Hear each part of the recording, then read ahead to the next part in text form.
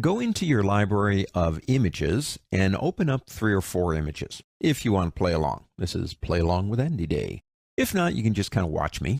But what we're looking at is 4 images. I opened up 4. Now we're also looking at the absolute default way Photoshop works. If you've not changed anything, you'll get them as tabs up here. Now the tab gives us information, tells us the name, tells us the size currently we're viewing it at, the color space, and the bit depth. So all mine are raw images, NEFs, 16.7% view, RGB 16-bit images, and that's fine. If I click on one, it becomes the active image. We know that.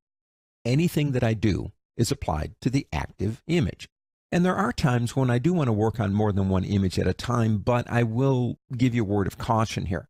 The more images that are open, even though they're not physically being viewed, you're viewing one at a time, obviously the more resources are required to make Photoshop run efficiently. So if you didn't need them open, you could always click the little X button right there and shut it down.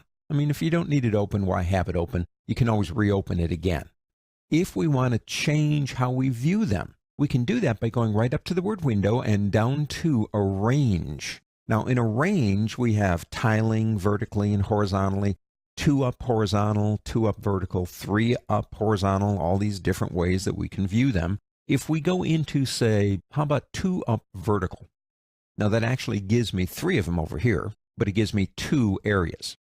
And again, when you're working, the one that's selected becomes the active one. Let's go ahead and go back again into Consolidate All to Tabs, which is the default, probably the one I use the most. If we go back up there again, we can go old school and say Float All in Windows. Do you remember the days when this is actually how we worked on images in Photoshop? They were all floating in Windows.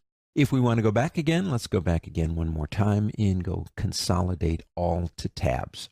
Now let's say we're working on this one right here, and we decide we want to change its zoom, its size. Now we can use the zoom tool, but we'll use the shortcut, and that's the Control key in Windows, the Command key on a Mac, and the plus and minus keys, and you can make it, bigger or smaller. Let's say we get it down about like that, but the other ones aren't that way, are they? They're the same size. And what I don't want to do is go to each one at a time and change them, because this is the new size that I want. Select the one that has the size that you want.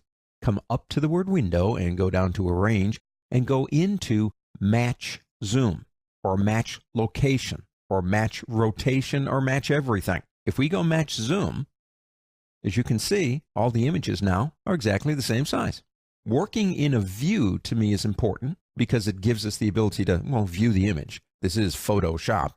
We are working on photos. Getting it to the right view for me as I work is important. Remember, you've got that ability here to change multiple images simply by going back up to the word window and matching them. Or you could change it to any one of these other options that you have, changing the view.